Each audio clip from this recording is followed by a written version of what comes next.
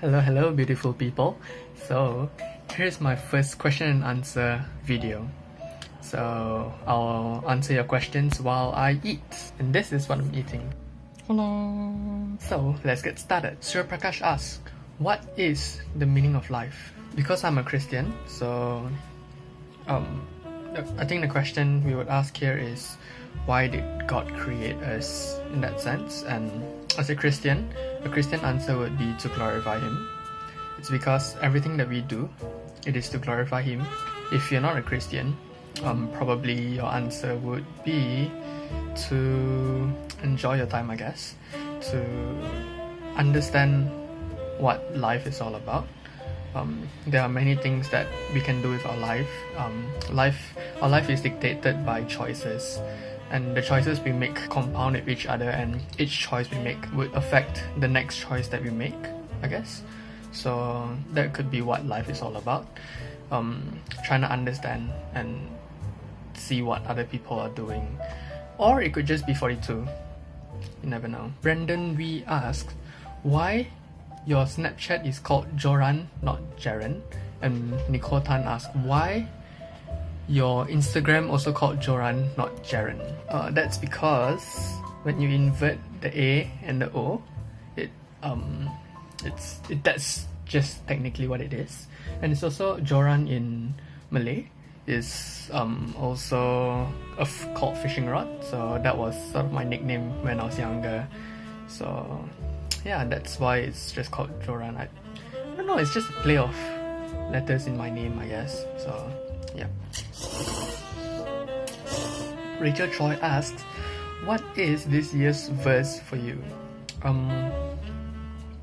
don't know, I don't have a verse for each year, but I do have my favorite verse, which is Proverbs 3 verse 5 to 6. Trust in the Lord with all your heart and lean on your own understanding.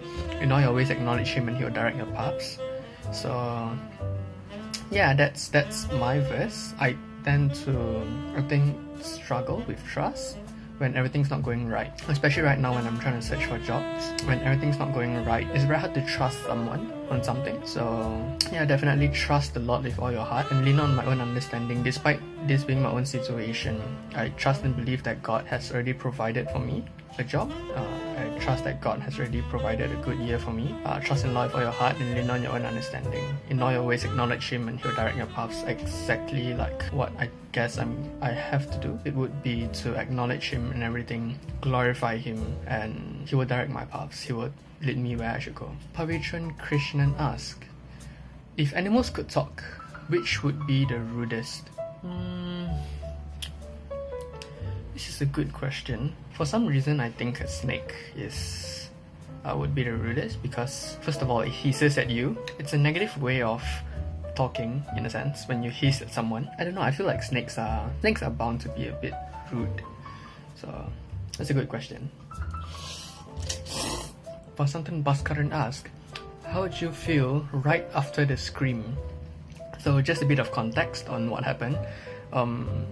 It was in Form 5 where I was going through my SBM trials and I got an okay grade, I guess. I think I got a 68 out of 100 for like my BM paper, my Bahasa Melayu paper, and it was a C.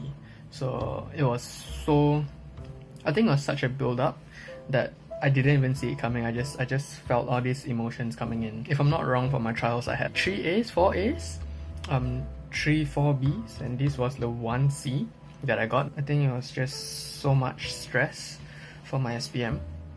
So right after it was so bad that when I got the paper, I just kept quiet for a solid 3 minutes, and then I just started crying before I just screamed.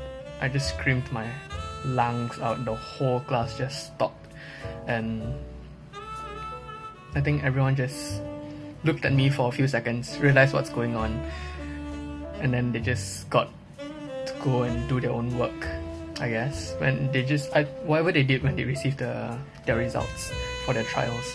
So I remember I had the paper, I screamed, I threw it, and then I walked out to the door of the class. I didn't go out of class. I walked to the door of the class, and then I don't know. I just felt so much stress, to a certain point, anger in me, towards me because of how I did in the paper, anxiety to an extent of what's gonna happen if I get a B for my SPM, and yeah, there's just a lot of emotions that just flooded me: sadness, anxiety, stress. There was a lot of negative emotions, I would say, and I think just a reminder for myself and to anyone out there who is doing exams or who is going through a tough time. Time will pass. Most of the things that's happening now will not happen in 1 year's time, and a B right now doesn't really matter. Just because I believe that God has already provided for you. He's known what's gonna happen. For example, just think about it. Your worries 5 years ago, you won't worry about it right now, right? When I was, right now I'm 20, so 5 years ago I was 15. I was, I guess, taking my PMR. My thoughts on PMR wasn't like, isn't the same. I'm not worried about PMR now that I've done it, and it felt easy. I think fast forward to SPM trials as well. Now that I'm done with it, I'm not thinking about it. I think I was like, oh, it's pretty easy, it's pretty okay. So just an advice for myself, and if it's applicable for you, your worries today will not be the same as the worries tomorrow, so do not worry. I believe that God is able, that you can put your trust in Him, especially when my favorite verse is Proverbs 3 verse 5-6. There will be opportunities here and there. There is no, just don't give up, just don't put your head down. There are definitely opportunities out there. To answer your question, how would you feel right after the scream? I guess I felt really sad. I felt really I felt anxiety. I felt stress.